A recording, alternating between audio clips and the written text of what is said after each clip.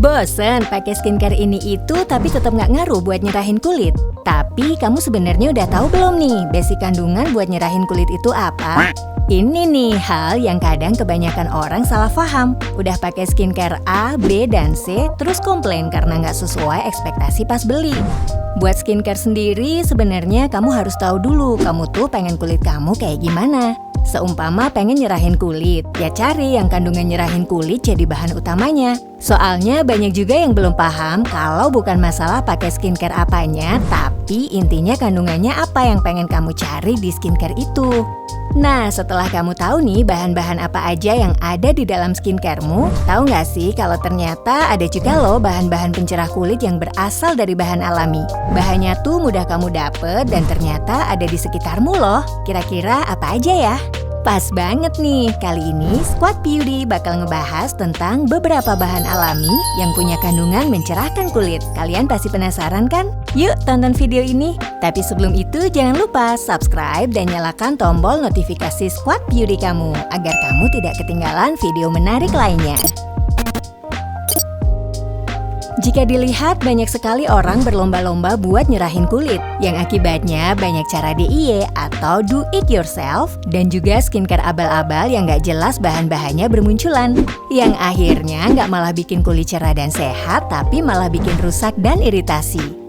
Contoh DIY yang banyak beredar dari pakai denko lah, pakai lemon lah, pakai putih telur lah, dan lain sebagainya. Memang sih bahan seperti susu, lemon, dan telur itu bagus buat kesehatan. Tapi ingat, itu jika dikonsumsi secara langsung, bukan asal taruh di kulit. Karena bisa jadi malah bikin kulit bermasalah kalau dipakai dengan kadar dan cara yang salah.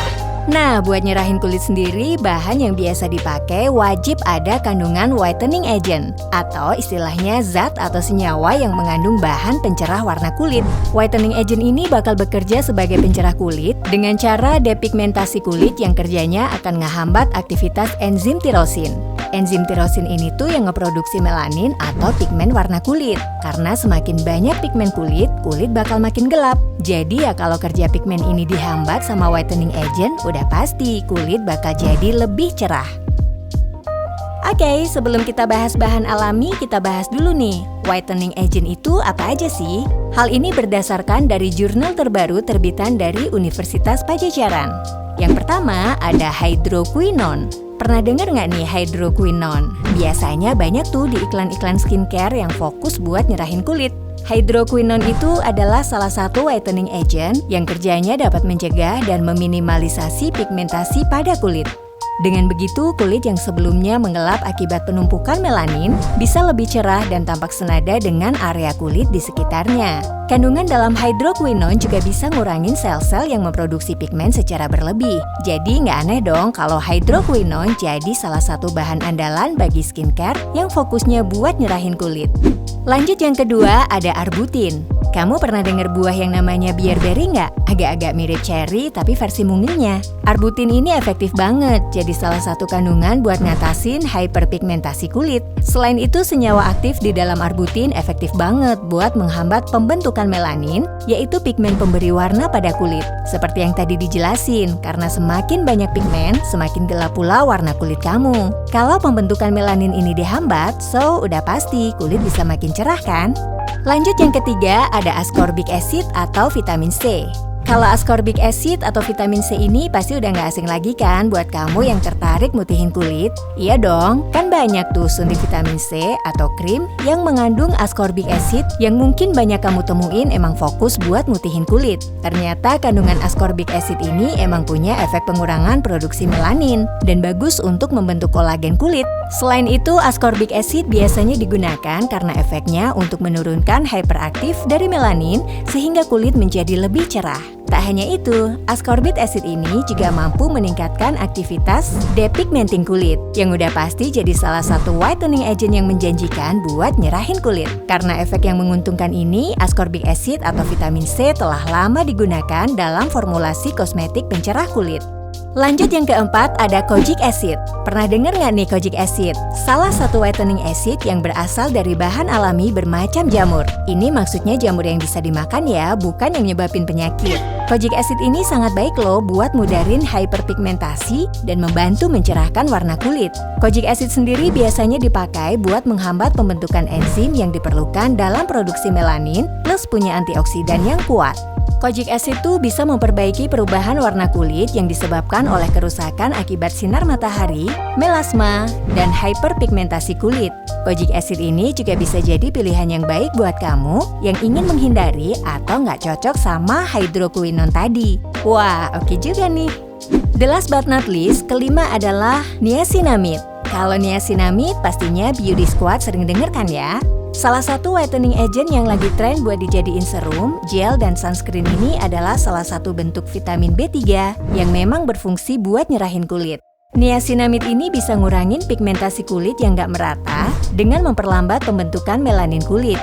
Jadi, seumpama kamu pakai produk skincare yang ada niacinamide-nya, zat ini bakal jadi kayak pelapis kulit yang bakal melindungi kulit dari paparan sinar UV dan bisa ningkatin produksi ceramide, yaitu lapisan lemak yang ngelindungin kulit dari paparan yang merusak kulit dan mertahanin kelembapannya.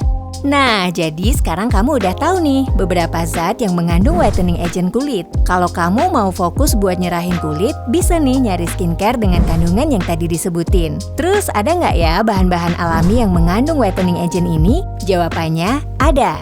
Beberapa jurnal ilmiah udah ngelakuin penelitian yang nunjukin kalau beberapa bahan alami ini punya whitening agent yang baik. Bahan alaminya adalah: pertama ada bunga temulawak. Temulawak pasti udah nggak asing lagi ya namanya buat orang Indonesia. Yap, tumbuhan yang biasa dibuat jamu ini ternyata bunganya punya kandungan pencerah wajah. Masa sih? Yap, menurut penelitian dalam jurnal terbaru dari Unpad, menunjukkan kalau bunga temulawak punya whitening agent yang terbukti bisa mencerahkan kulit. Ekstrak etanol bunga temulawak juga ternyata paling potensial buat menghambat enzim tirosin. Bunga temulawak ini juga terbukti punya antioksidan yang cukup tinggi, jadi nggak cuma mencerahkan tapi juga bagus untuk kulit. Menurut jurnal dari IPB, Institut Pertanian Bogor, untuk penggunaannya sendiri biasanya bunga temulawak yang sudah melalui proses ekstraksi bisa dijadikan essential oil yang bisa diaplikasikan langsung ke kulit. Lanjut kedua ada teripang. Kamu tahu teripang nggak? Iya, makhluk laut yang lucu tapi agak bikin geli ini. Hasil penelitian dari jurnal Unpad tadi menunjukkan adanya potensi whitening agent kulit yang berfungsi sebagai penghambatan enzim tirosin. Teripang ini banyak loh dijadiin bahan baku skincare. Contohnya dijadiin face mask, serum, krim, dan lainnya. Karena memang teripang dikenal tinggi akan kolagen. Vitamin B dan antioksidan yang selain bagus buat nyerahin kulit, baik juga buat menjaga kesehatan kulit. Lanjut ketiga ada persik. Siapa nih yang suka makan buah persik? Beruntunglah kamu yang suka makan buah persik, karena ternyata di jurnal penelitian Unpad ini, persik disebutkan jadi salah satu yang mengandung whitening agent alami loh. Bunga persik menunjukkan aktivitas penghambatan melanin paling kuat yaitu sebesar 52%. Buah persik juga mengandung vitamin C dan antioksidan yang bisa membantu mencerahkan kulit plus menjaga kesehatan kulit. Selain itu, persik punya kandungan yang dapat menekan enzim tirosin. Temuan ini nunjukin kalau ternyata senyawa dalam persik bisa menjadi kandidat baru sebagai whitening agent alami yang cukup menjanjikan. Lanjut keempat ada mulberry. Melansir dari sebuah jurnal dari Unlam, Universitas Lampung, mulberry kaya akan fenol, arbutin, dan tanin yang fungsinya sebagai antioksidan dan penghambat enzim tirosin dalam pembentukan pigmen pada kulit. Buah mulberry juga banyak kandungan vitamin C yang bertindak sebagai reduksi dan memblokir rantai oksidasi yang mengubah tirosin menjadi melanin pada titik yang berbeda. Ekstrak mulberry juga punya kandungan seperti asam benzoat, hidroksinamik, dan antioksidan. Selain itu juga mengandung zat yang menghambat enzim tirosin dan membantu menangkal radikal bebas. Hal ini tentu jadi pertimbangan yang penting dong buat jadi bahan pencerah kulit alami. The last but not least, kelima ada lidah buaya atau aloe vera. Bahan yang satu ini udah pasti nggak asing lagi nih buat kamu. Lidah buaya memang dikenal jadi bahan alami yang punya banyak manfaat. Setuju nggak? Nah, salah satunya juga ternyata bisa buat nyerahin kulit loh Beauty Squad. Hal ini diperkuat sama salah satu penelitian dari frontierscene.org.